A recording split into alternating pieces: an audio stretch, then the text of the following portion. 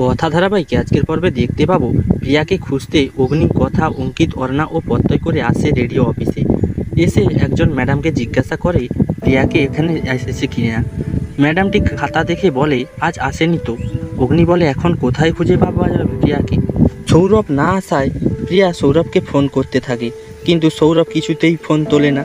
সৌরভ বলে আমাকে কিছুদিনের জন্য দেশের বাড়িতে গিয়ে থাকতে হবে, তারপর আবার নতুন কাউকে পটিয়ে পয়সা ইনকাম করব।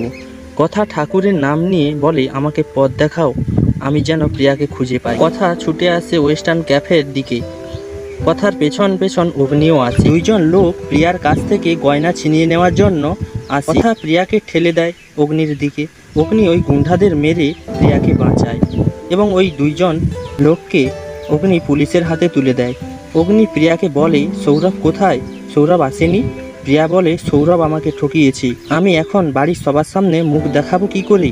তো বন্ধুরা, অভিজিৎ যে অন্য কাউকে ভালোবাসে বিয়ের আগে কথা জানতে পারবে? আপনাদের মতামত অবশ্যই কমেন্টে জানিও। পরবর্তী আপডেট পেতে আমাদের চ্যানেলটিকে লাইক ও সাবস্ক্রাইব করে পাশে থাকুন।